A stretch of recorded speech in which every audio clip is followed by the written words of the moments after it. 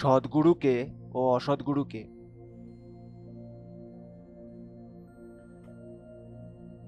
সদ্গুরু হচ্ছে সদ্গুরু যে সত্যের সাথে আছে সে সদ্গুরু, আর যে সত্যের সাথে নেই সে অসৎগুরু। স্বাভাবিকভাবে এটা বুঝি, কিন্তু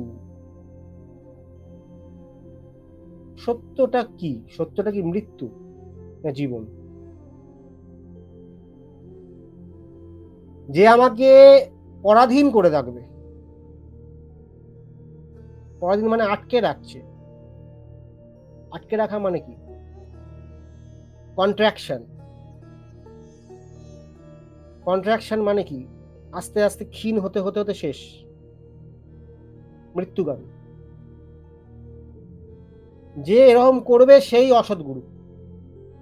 নিয়মের জালে ফাঁসাবে, তার পদসেবাতে ব্যস্ত হয়ে যাব, যে জ্ঞান আর কোনো উন্নতি আর কিছু হবে না।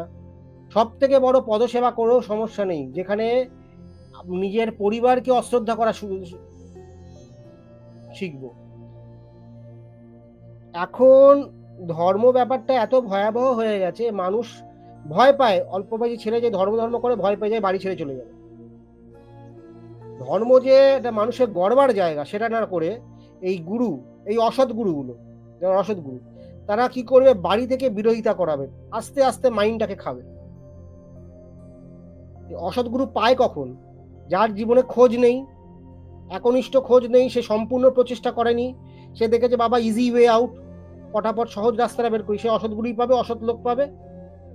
কারণ সৎ পেতে গেলে সূক্ষ্মতায় পৌঁছাতে হবে। যখন পরিশ্রম করা হয় না, তমগুণ হলো গ্রস, আর যখন পরিশ্রম করি সেটা রজগুণ, সেটা হলো সূক্ষ্ম। আরো পরিশ্রম করব, সত্য ব্যালেন্স করতে পারবো। তো যত আমি পরিশ্রমী হব কোনো কিছুকে নিয়ে, তাহলে আমি সূক্ষ্মতাকে ছোবো, সূক্ষ্মতা আমার সাথে সম্পর্ক তৈরি করবে, তখন সত্য জিনিসগুলো পাবো, তখন সত্য জিনিসকে আমি আমার দিকে টানবো। যত আমি গ্রস জিনিসকে নিয়ে থাকবো, সূক্ষ্মতায় পৌঁছাইনি, ভাবনা চিন্তা করিনি, বিচার করিনি, আগে একটা জায়গায় গেলাম, দুটো কথা শুনলাম, ভালো লাগলো, গুরু হয়ে গেল। অনেকেই গুরু বানায়, অসৎ গুরুর পাল্লায় পরে কি করে পারার একটা ফর্মুলা আছে, সেটা হলো কি, কেউ ছোটবেলা থেকে যাওয়া শুরু করবে, ভালো লাগলো, তার মাথাটা সে খেতে থাকলো, পরিবার থেকে আস্তে আস্তে কাট করিয়ে দিল, পরিবারের সাথে বিরোধিতা করা শুরু করে দিল, সে যাকে পেলো সে অসৎ গুরু, তাকে ফাঁসি দিল। তো সে মেন্টালি এতটাই হিপনোটাইজড হয়ে যাবে, মেন্টালি এমন ভাবে সে আর কোনো কিছু, সে আর নিজেকে ওর থেকে বের করতে পারবে না। সে বুড়ো গেল, বুড়ো মানে তার যদি ভগবানের কোনো একটা মানে মাথায় যদি বাজ পড়ে, তাহলে যদি কিছু হয়, ওর আগে তার কোনো, সে আটকে গেছে পুরো ওই জায়গাটাতে। আরো মানুষ আটকে থাকতে পারে, কারণ হলো জীবনে সেরকম বিপদ পায় না, যে আমি যদি কাকে যা ইচ্ছে তাই মানি না কেন, তাতে কোনো সমস্যা নেই। তো মানুষ সমস্যায় পড়লে, বিপদগামী, তখন ওরা ছাড়ে, ওরাকে ছাড়ে না।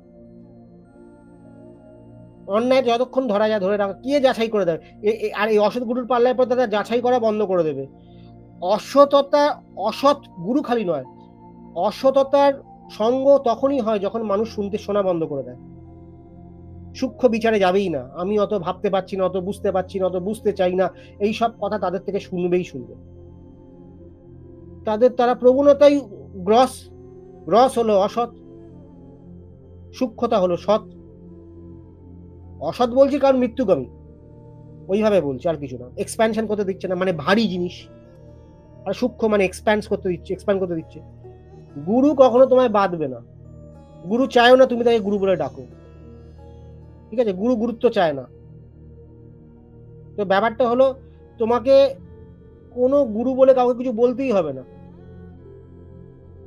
আমি অনেক কাল ধরে আমি আমার গুরুকে ঠিক করে গুরুই বলতাম না, এমনি সে কখনো তোয়াক্কাই করেনি, কিন্তু আমাকে কিন্তু সাধনায় ঠিক এগিয়ে গেছে। আমি ধীরে ধীরে ধীরে ধীরে বোধ তৈরি হয়েছে, হ্যাঁ আমার গুরু।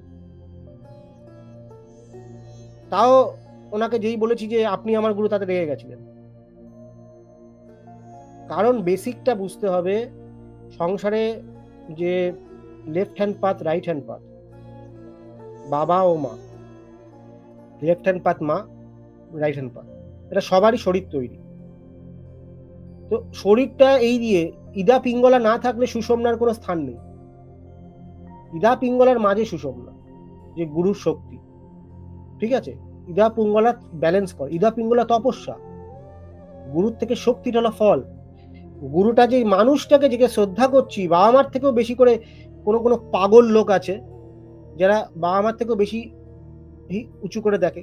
কাকে দেখছে? সেটা শরীরটাকে দেখছে। এদিকে গুরুকে বলছে জ্যোতি, এদিকে গুরুর শরীরটাকে নিয়ে পড়ে আছে। এরা তো উল্টো দিক দিয়ে আরো বেশি ভোগী, আরো বেশি মেটেরিয়ালিস্টিক। নাম স্পিরিচুয়াল দিচ্ছে, ভ্রান্তি বোধে এতই চূড়ায় থাকে যে নাম স্পিরিচুয়াল দিচ্ছে। গুরু, মা, বাবা সবার ইকুয়াল গুরুত্ব। গুরুকে বাবা মার সাথে তুলনা করা হয়, বাবা মা না থাকলে তুলনাটা কার সাথে করবে? প্রধান এখানে কি হলো? আর কোনো সিদ্ধ পুরুষ কোনো সময় এই ভুলটা করবে না, তাকে বাবা মার থেকে বিচ্যুতি, পরিবার থেকে বিচ্যুতি, সংসার জীবন থেকে বিচ্যুতি কখনো ঘটাবে না। কারণ এটা অক্ষমতা, বিয়োগের রাস্তা নয়, যোগের রাস্তা। আমি ফাঁদে পড়ছি কি ফাঁদে পড়ছি না। আর ফাঁদে ফেলার আরেকটা উপায়, ফাঁদে ফেলবে অসৎ গুরু, অনেক না গল্প দেবে। আসো আমার কাছে, আমি তোমাকে সমাধি টেস্ট করাবো, আসো তোমাকে কুলকুণ্ডলী জাগ্রত, এই সব করাবে। কোনো কালে কোনো কিচ্ছু করাবে না, হবেও না কোনো কিছু, সারাটা জীবন খালি নষ্ট হবে। ও আরেকটা ব্যাপার আছে, অসততার আরেকটা সূক্ষ্ম আছে, সেটা ভাবছি পরে বলবো, এখন বললে ওটা ইয়ে হয়ে যাবে, এই আরো বড় হয়ে যাবে। কিন্তু এটা খুব গুরুত্বপূর্ণ, মানে চোখে ম্যাজিক দেখানোর মতো। সেটা পরে একটা ভিডিওতে বলবো।